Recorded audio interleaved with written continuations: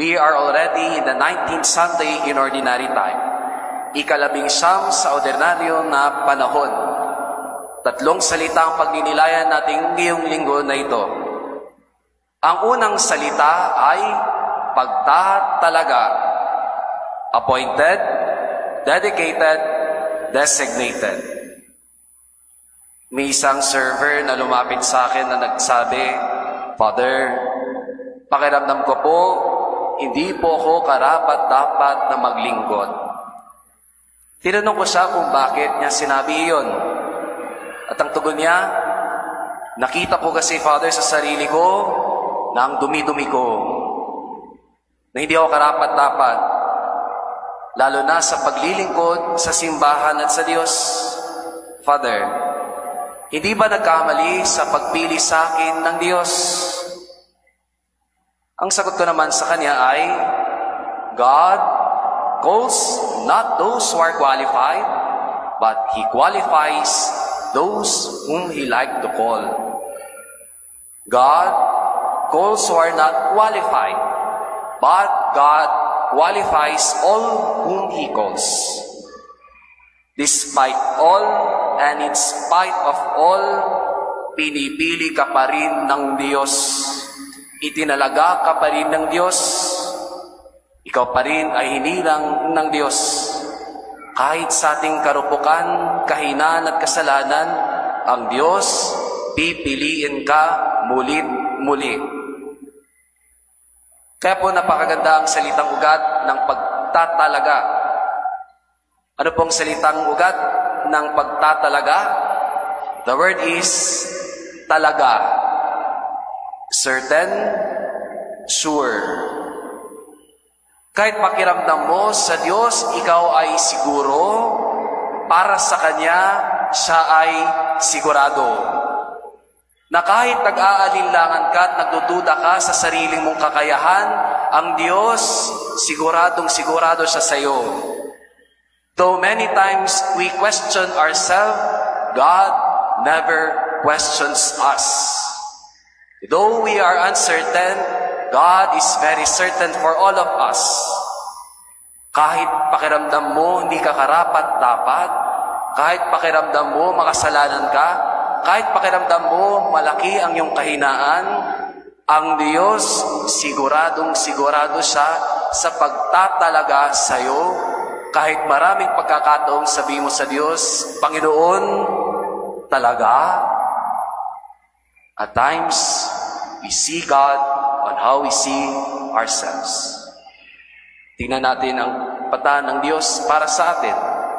Kailanman hindi siya nagduda sa pagtatalaga sa atin. The first word is pagtatalaga. Ang ikalawang salita ay pinagkatiwala. Pagtatalaga, pinagkatiwala. Entrusted. Narinig natin sa ating mabuting balita ayon kay San Lucas, ang isang talinghaga sa isang alagad, a servant, a slave. Pero hindi po basta-bastang alagad o alipin ito. The term that we have heard in our gospel reading was not merely servant or slave only. The word that was used here is steward. Katiwala. Isang alagad at alipin na pinagkatiwalaan. Anong salitang ugat ng katiwala? Tiwala. Isang alagad na ang kanyang maestro ay may tiwala sa kanya. Alam natin na ang Diyos pinagkatiwala tayo ng 3 T. 3 T's. Time, treasure, talent. Time, treasure, talent. Panahon, talento, at kayamanan. God gave us these gifts. Bilang katiwala ng Diyos, ano ang ginagawa natin sa lahat ng biyayang natanggap natin sa Kanya? Sa ating mabuting balita, narinig natin ang isang alagad. May iba't ibang alagad na hindi ginamit nila ng wasto ang kanilang panahon, kayamanan at talento. They use it and they abuse these gifts from God. Pero ang mabuting katiwala ng Diyos, alam niya at sigurado siya lahat ng meron siya sa Kanya ngayon, bigay yun ng may kapal. Alam niyo po, sa magkarelasyon, ang isa sa mga pinakamahirap masira ay ang tiwala. Kasi ang tiwala hindi dapat sinisira, hindi dapat winawala. Mga kapatid, kay Kristo, bilang katiwala ng Diyos na pinagkatiwalaan tayo ng lahat ng biyaya sa Kanya, ginagamit mo ba ng wasto ang ipinagkatiwala sa iyo ni Jesus? Pagtatalaga, pagkatiwala. Ang ikatlo at huli ay pamamahala. Muli, sa mabuting balita ayon kay San Lucas, maliban na pinagkatiwala siya ng maestro sa kanyang alagad, binigyan din siya ng kapangyarihan upang mamahala, governing, the power to lead. Muli, ano pong salitang ugat ng pamamahala? Alam niyo po, sa Katagalugan, maganda po ang salitang ugat ng pamamahala, governing. Ano yun? Bathala at bahala. Bathala at bahala. Sa Pilipinong lengguwahe lang ang termino na governing at leading, na ang kapangyarihan ng pamumuno ay may kaakibat dapat ng Diyos. Bathala.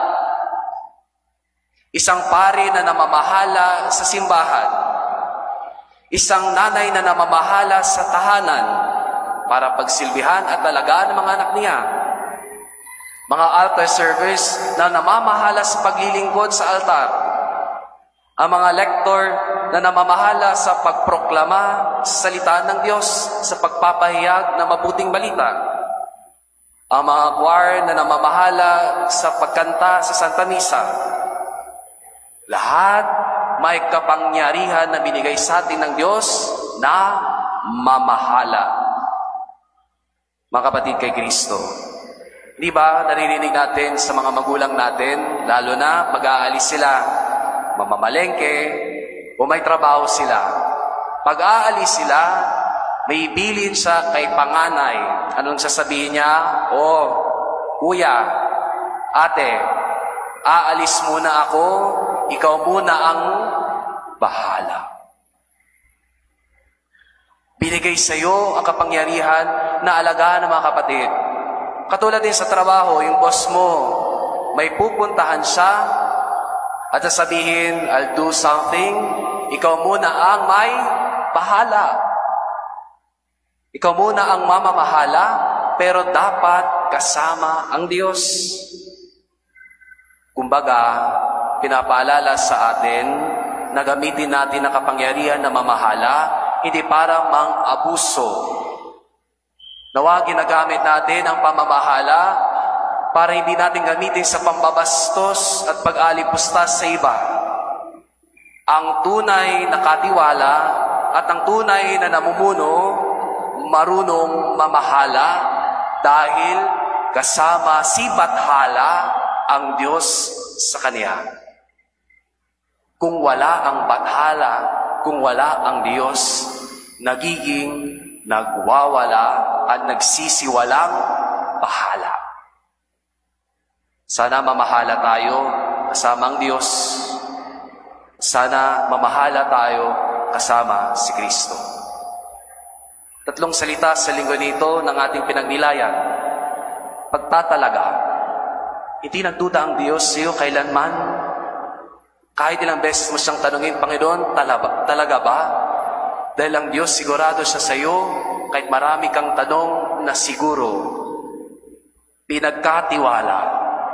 Sana hindi mawala ang tiwala na binigay sa atin ng Diyos, dahil isang hamak lamang tayo nakatiwala. Pamamahala.